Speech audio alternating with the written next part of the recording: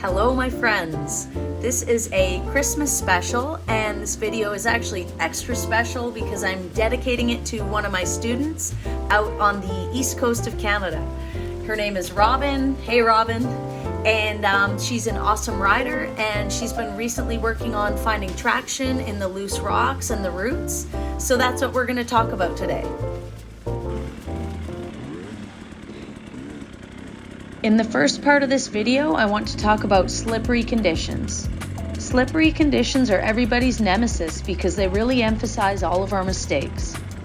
Your clutch and throttle control has to be on point and your body positioning has to be perfect, otherwise you'll lose traction. So first, let's talk about clutch and throttle control. We want to learn to be as smooth as possible on the throttle.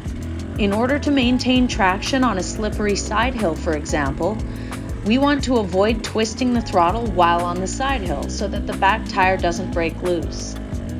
Instead, we want to gather our momentum before the side hill and then maintain a consistent throttle position as we go across.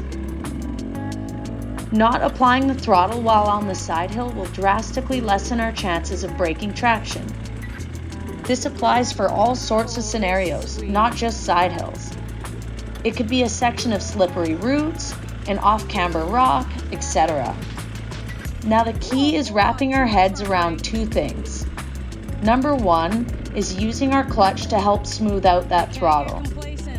We want to learn to be right on that engagement point with the clutch so that we can pull it in a little bit or let it out a little bit to control our forward momentum, rather than having to twist the throttle all the time to do that.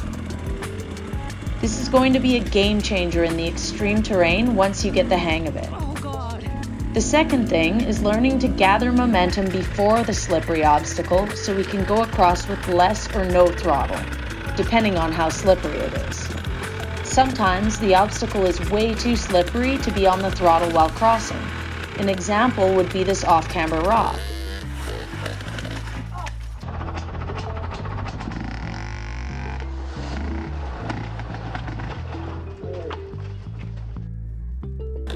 Instead of throttling as I cross the rock, I need to gather all my momentum at the bottom and let my flywheel pull me across. I can get on the throttle again once my front wheel is far enough across.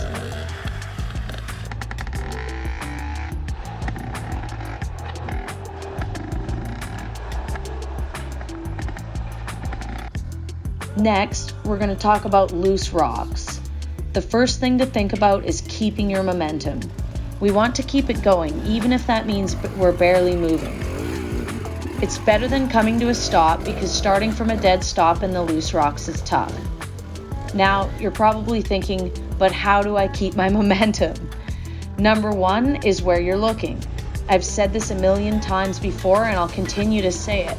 You mustn't focus on the rocks directly in front of your tire. You want to look multiple bike lengths ahead and focus on where you want to end up. Number two is keeping weight on the pegs. If you lose your balance and end up with your feet down, do everything you can to get at least 1 foot back on the peg. As long as you're weighting a peg, you have a lot more traction and a lot more control. Number three is letting the bike move underneath you and moving your body as you need. We don't want to be death gripping the bike with our legs when going through loose rocks.